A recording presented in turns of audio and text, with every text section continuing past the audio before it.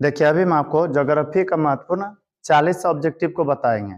यदि इस वीडियो को शुरू से आखिर तक देख लें तो आपको यह बढ़िया समझ में आ जाएगा कि आखिर बोर्ड एग्जाम में ज्यादा से ज्यादा ज्योग्राफी से कौन सा ऑब्जेक्टिव पूछा जाता है।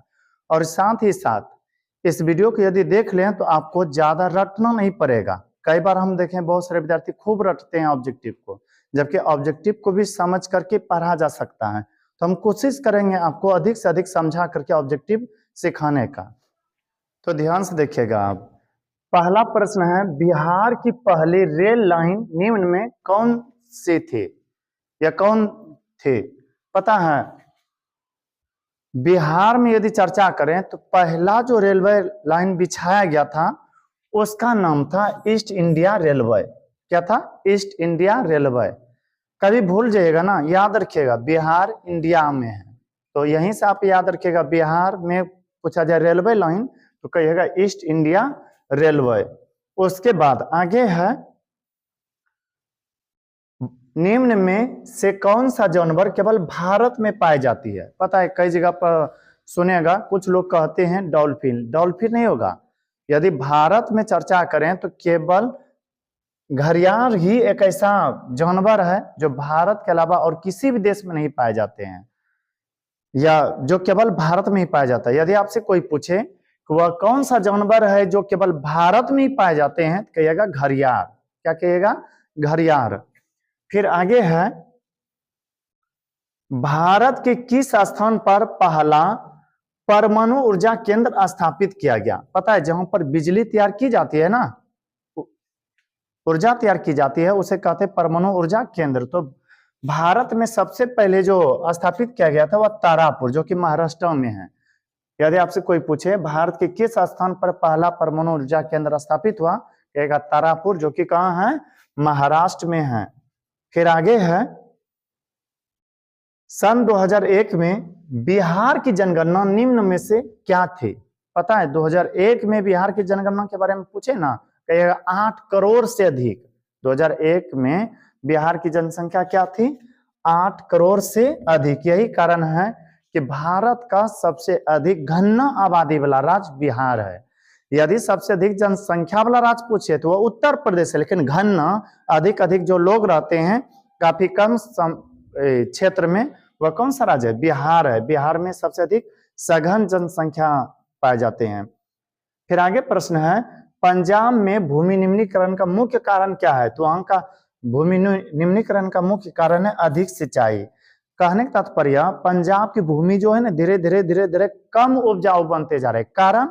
कारण यह कि वहां पर खूब खेती हो जाती है। खुद से सोचिए, किसी व्यक्ति से जो एक निश्चित टाइम में कम कर बना था, मान लीजिए कोई व्यक्ति है उसे 8 घंटा कम कर बना था, उसे हम 20 घंटा 25 घंटा कम कर पाएंगे तो धीरे धीरे उसका शक्ति बढ़ेगा कि घटेगा?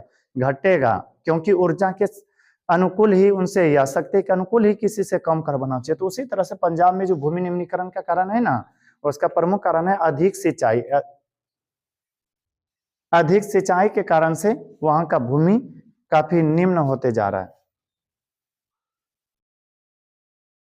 अब आगे है, पक्की सड़कों की लंबाई की दृष्टि से प्रथम स्थान पर कौन सा राज्य है? खुद से सोचिए, जो क्षेत्र सबसे अमीर होगा वही न ज्यादा पक्की सड़क बनवाएगा। तो भारत का सबसे बड़ा और सबसे अमीर शहरों में से माना जाता है, गिना जाता है महाराष्ट्र को। महाराष्ट्र कहते हैं मुंबई को। तो कुल मिलाकर के महाराष्ट्र एक ऐसा राज्य है जहां की पक्की सड़क काफी अधिक मात्रा में है। यदि आपसे पूछे ना पक्की सड़कों की लंबाई के दृष्टिकोण से सबसे अधिक है या पहले स्थान पर कौन सा है, कहेगा महाराष्ट्र। महान है जो राष्ट्र, महाराष्ट्र। निम्न में से कौन खरीफ फसल है? पता है, धान आप लोग तो जानते ही होंगे, यह खरीफ फसल है। इस सीजन में जो जो फसल उगाया जाएगा सब के सब खरीफ होगा। खरीफ फसल के अंतर्गत आता है धान, गन्ना, जूट, कपास इत्यादि। तो गेहूं, सरसों, मटर तो रबी फसल है। खरीफ फसल क्या है? चावल है। फिर आगे है, काली मृदा का दूसरा नाम क्या है? तो याद रखिएगा, मृदा का मतलब होता है मिट्टी। काली मिट्टी का दूसरा नाम है रेगुर मृदा, यानी कि रेगुर मिट्टी। फिर आगे है, संजय गांधी जैविक उद्यान किस नगर में है? बिहार की राजधानी पटना है। पटना में जाइएगा तो वहां पर एक चिड़ियाघर मिलेगा और उस चिड़ियाघर का नाम लिखा हुआ है संजय गांधी जैविक उद्यान। संजय गांधी जैविक उद्यान यह कहाँ है? पटना में है। फिर आगे है, देश के बांधव को किसने भारत का मंदिर कहा? पंडित जवाहरलाल नेहरू, जो कि भारत के प्रथम प्रधानमंत्री बने थे, इन्होंने देश के बांध को बांध नहीं सिर्फ कहते थे, इन्होंने कहा कि देश का जो बांध है ना, यह भारत का मंदिर है। ये कैसे? पता है ना, बांध पानी को रोकते हैं और उस पानी के माध्यम से कई सारे खेतों की सिंचाई किया जाता है, मछली पालन का काम किया जा सकता है, बिजली का भी उत्पादन किया जा सकता है। इस कारण से पंडित नेहरू ने देश के बांधों को भारत का मंदिर कहा था। अब आगे देखिए, आगे है कांवर झील किस जिला में है? कांवर झील बेगूसराय में है। कांवर झील कहाँ है? बेगूसराय जिला में है, जो कि बिहार में पड़ता है।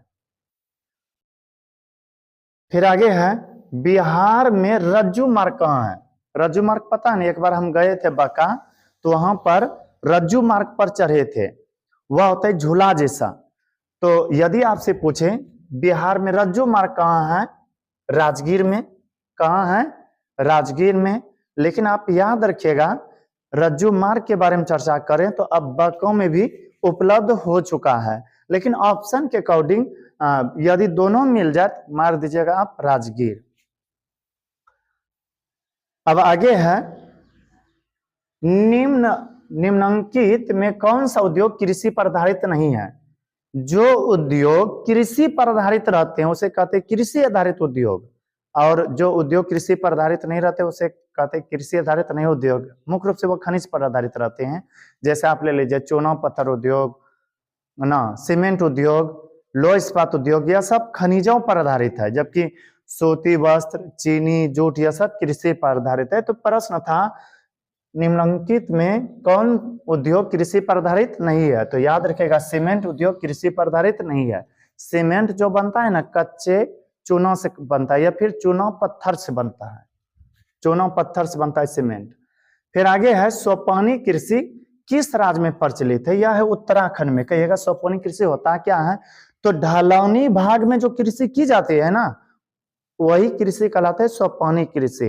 तो उत्तराखंड पहाड़ी एरिया वाला क्षेत्र है, वहां पर एक खेत यहाँ है, फिर एक खेत यहाँ है, एक खेत यहाँ है, इस तरह से खेती की जाती है, उसे कहते हैं सोपानी कृषि। मरुस्थलीय मृदा किस राज्य में अधिक पाया जाता है? राजस्थान। राजस्थान में मरुस्थलीय मृदा अधिक पाया जाता है। आप देखिएगा बहुत सारे फिल्मों में भी दिखाया जाता है।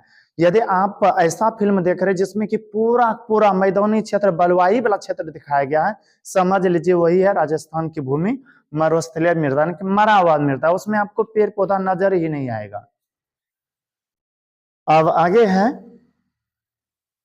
बिहार में कितने प्रतिशत भौगोलिक क्षेत्र पर वन का फैलाव है? बिहार में यदि बात करें तो झारखंड, मध्य प्रदेश की तुलना में काफी मात्रा कम वन है, लेकिन फिर भी बिहार में 7%, 100% जमीन मान लीजिए, इनमें से 7% भाग पर वन पाया जाता है। बिहार में कितने प्रतिशत क्षेत्र पर वन पाए जाते हैं? 7% भाग पर। फिर आगे, भारत का राष्ट्रीय पक्षी क्या है? भारत का राष्ट्रीय पक्षी मयूर है, जैसे मोर भी कहते हैं। फिर आगे है, सीमेंट उद्योग का सबसे प्रमुख कच्चा माल क्या है? सीमेंट जो उद्योग होते हैं ना, वो उसका प्रमुख कच्चा माल होता है चूना पत्थर। क्या कहिएगा? चूना पत्थर। चूना पत्थर से ही सीमेंट बनता है।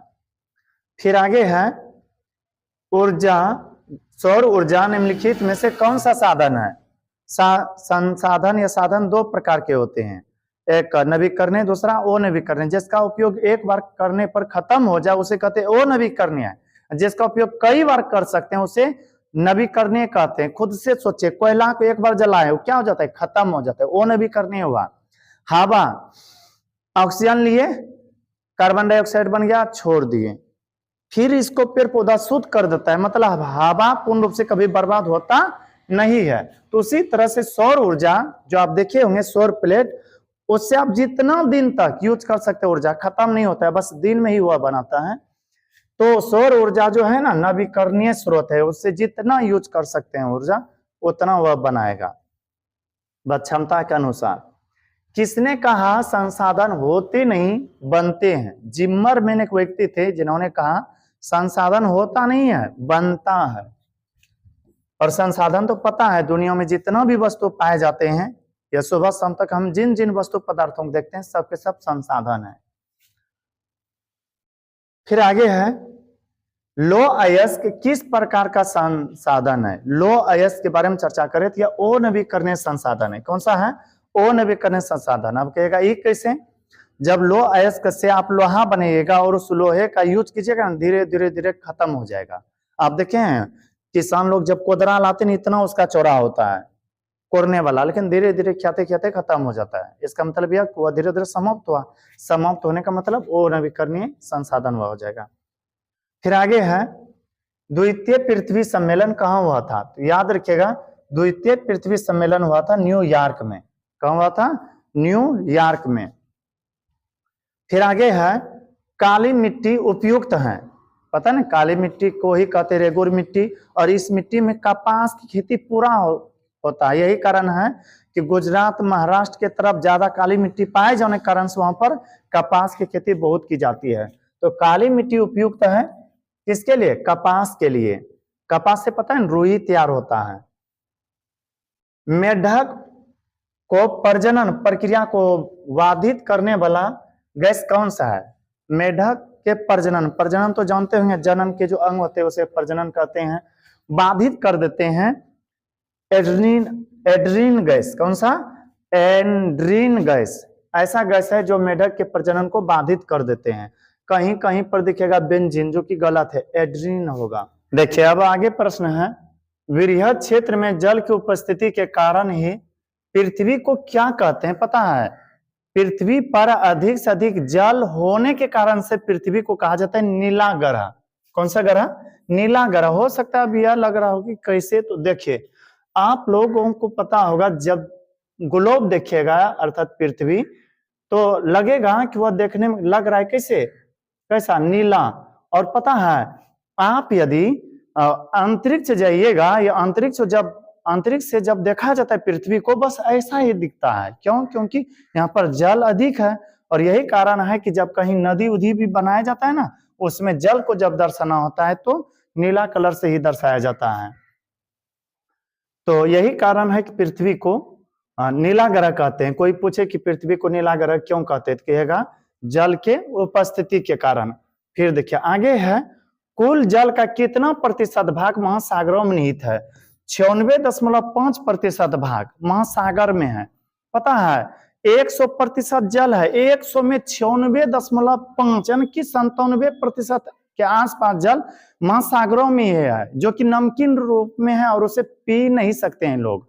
और केवल 3% जल ऐसा है जो पीने योग्य है, और वो भी नदी तालाब सब में स्थित है। यही कारण है कि बहुत सारे लोग कहते हैं कि जल की रक्षा करना ही जीवन की रक्षा करना है, क्योंकि जल धीरे धीरे खत्म होते जा रहा है। प्राणियों के शरीर में कितना प्रतिशत जल की मात्रा निहित होते हैं? याद रखिएगा 65% जल प्राणियों के शरीर में पाया जाता है। आप कहेगा ये कैसे? तो देखिए यदि किसी व्यक्ति का वजन 100 किलो है ना, यदि उसमें जल निचोड़ा जाए तो 65 किलो पानी निकलेगा। कहेगा एक कैसे? खुद से सोचिए, 1 किलो का मछली लाएं और उसको सुखाइएगा, पूरा सूंठी के तरह क्या लगेगा? 1 किलो हो जाएगा? नहीं, 100-150 ग्राम वजन होगा सूखने के बाद, क्योंकि उसमें तो जल सब ना भरा हुआ है। ये जो मांस है, मांस में क्या है? जल सब की मात्रा काफी मात्रा में है। तो फिर आगे है नागार्जुन सागर परियोजना किस नदी पर अवस्थित है? नागार्जुन सागर वन परियोजना कृष्णा नदी पर अवस्थित है। याद ना रहे ना तो याद रखिएगा, महाभारत यदि देखे होंगे तो नहीं देखे होंगे तो फिर भी याद करने का प्रयास कीजिए। महाभारत में अर्जुन का साथ दिए थे कृष्ण ने। अर्जुन का साथ किसने दिए थे? कृष्ण ने। अब ये नहीं कहेगा अर्जुन का साथ कृष्ण ने दिए थे इसलिए नागार्जुन सागर वन परियोजना कृष्णा नदी पर, नहीं, ये तो हम आपको सिखाने का ट्रिक दिए हैं। फिर आगे है बिहार की पहली नदी घाटी परियोजना कौन सा है? पता है बिहार की पहली नदी घाटी परियोजना है दामोदर नदी घाटी परियोजना। कौन सा? दामोदर। जब ऑप्शन में ना रहे दामोदर तो फिर मार दीजिएगा 100 नदी घाटी परियोजना। एक बार पूछा गया था और दामोदर न दे करके सोन दे दिया गया था। फिर आगे है, बिहार में अति जल दोहन से भूमिगत जल में किस तत्व का संकेत दरण बढ़ा है? तो यह आर्सेनिक। कहेगा ये कैसे? पता है ना, बैसाख तो बैसाख, सावन भादो में भी बिहार में आपको पीने के लिए ठीक से पानी नहीं मिलेगा चापाकल से। तो इसका मतलब यह कि जल का अधिक उपयोग किया जा रहा है, और इस जल के अधिक उपयोगिता के कारण से अब जो जल निकलता है भूमि से वो पूरा शुद्ध नहीं होता है, उसमें आर्सेनिक जैसे हानिकारक तत्वों की मात्रा अधिक होते हैं। यही कारण है कि हम लोग ठीक से स्वस्थ नहीं रह पाते हैं। और कहा भी जाता है कि सबसे जो डेंजर प्रदूषण है वह जल प्रदूषण ही है। तो जल में कौन सा पदार्थ की मात्रा बढ़ रही है धीरे धीरे? आर्सेनिक। फिर सर्वाधिक वर्षा होती है, पता है सर्वाधिक वर्षा होती है मासीराम में। हालांकि एक समय मासीराम से भी आगे हो चुका था चेरापूंजी, लेकिन फिर मासीराम आगे हुए। कहेगा ये कैसे? तो दोनों के बारे में चर्चा करें तो दोनों क्षेत्र है मेघालय में, लेकिन कभी कभी चेरापूंजी आगे हो जाते हैं वर्षा के मामला में, लेकिन अक्सर करके आगे रहते हैं मासीराम मेघालय। यही कारण है कि यदि आपसे पूछा जाए ना सर्वाधिक वर्षा वाला स्थान कौन सा है भारत में, कहेगा चेरापूंजी मासीराम। वहां जाइएगा ना, अभी एकदम बिल्कुल दिन साफ लगेगा, 10 मिनट के अंदर में घनघोर बादल छा जाएगा, फिर 20 मिनट के बाद एकदम साफ हो जाएगा। कब बारिश आएगा कब नहीं खुद को पता नहीं कर पाइएगा। तो सर्वाधिक अधिक वर्षा होती है मासीराम मेघालय में। फिर आगे है, एक एनजीओ की वानिकीय रिपोर्ट के अनुसार 1948 में विश्व में कितने हेक्टेयर भूमि पर वन का विस्तार था? कुल मिला के आपको याद रखना है कि जब 1948 में यह पता लगाया गया कि पूरा दुनिया में कितना प्रतिशत भाग पर वन का विस्तार है, तो पता चला कि 4 अरब हेक्टेयर भूमि ऐसा भूमि है जिस पर कि वन ही वन है। लेकिन अब धीरे धीरे यह घटते जा रहा है। क्यों? क्योंकि लोग वनों का विनाश कर रहे हैं, और जो कि पर्यावरण के लिए सही नहीं है। फिर है आगे, सुंदरवन है, याद रखिएगा सुंदरवन डेल्टा है, और यह पाया जाता है भारत के पश्चिम बंगाल में। यदि आपसे पूछे ना कि दुनिया का सबसे बड़ा डेल्टा, कहेगा सुंदरवन डेल्टा किस देश में है, तो मुख्य रूप से इसका फैलाव बांग्लादेश में है। लेकिन भारत में जब पूछा जाए भारत के किस राज्य में, तो कहेगा पश्चिम बंगाल में। क्यों? क्योंकि पश्चिम बंगाल में बांग्लादेश सटा हुआ है।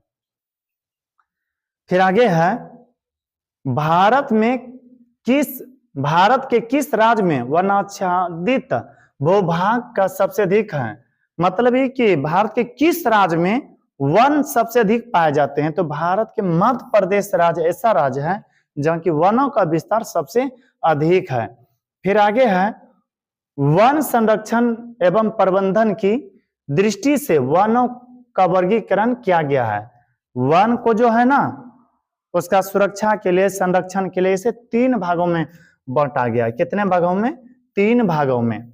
अब आगे है, संविधान की धारा 21 का संबंध किससे है? संविधान की धारा 21 जो है वन जीवों एवं प्राकृतिक संसाधनों से संबंधित है। आर्टिकल जैसे 19 ले लीजिए, अनुच्छेद 19 हम लोगों को स्वतंत्रता के अधिकार देते हैं। उसी तरह से अनुच्छेद अर्थात धारा, यहाँ धारा है अनुच्छेद नहीं है, धारा वन्य जीवों एवं प्राकृतिक संसाधनों का संरक्षण के बारे में बात करता है। सुंदरवन टाइगर रिजर्व कहाँ है? Sundarban delta, Sundarban tiger reserve, Sundarban क्षेत्र भारत के किस राज्य में है? जब भी पूछा जाए तो कहिएगा पश्चिम बंगाल में है। फिर आगे है, भारत में लगभग कितने खनिज पाए जाते हैं? कहिएगा खनिज क्या होता है? तो पता होगा, अब्रक, मैग्नीशियम, यह सब क्या है? खनिज है। तो भारत में 100 के आसपास खनिज पाए जाते हैं। 100 प्रकार के आसपास भारत में खनिज होता है ना, कि 100 से थोड़ा अधिक ही है, लेकिन 100 आपको बोलना है। किस खनिज को उद्योग की जननी माना जाता है? जननी का मतलब जानते हैं, माता पिता जो होते हैं उन्हीं के समान, या उन्हीं को जननी कहते हैं। तो किस खनिज को उद्योगों का जननी माना जाता है? यदि पूछा जाए तो कहेगा लोहा को। कहेगा ये कैसे? ऐसा देश में एक भी उद्योग धंधा नहीं है जिसमें कि लोहा का प्रयोग न किया गया हो। अर्थात यह आप चाहते हैं कि उद्योग खोलें, फिर लोहा का सहारा लेना पड़ेगा। हो सकता है आपके उद्योग में सोना चांदी का प्रयोग ना हुआ हो, लेकिन लोहा का तो प्रयोग होगा ही।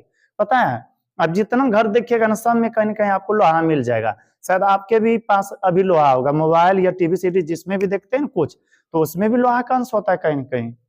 तो उद्योगों की जननी माना जाता है लोहा को। क्यों? क्योंकि लोहा का उपयोग अधिक से अधिक चीजों में किया जाता है, अधिक से अधिक उद्योगों में किया जाता है। भारत का सबसे बड़ा लोह उत्पादक राज्य कौन सा है? तो उड़ीसा। लोहा उत्पादन में काफी आगे है उड़ीसा।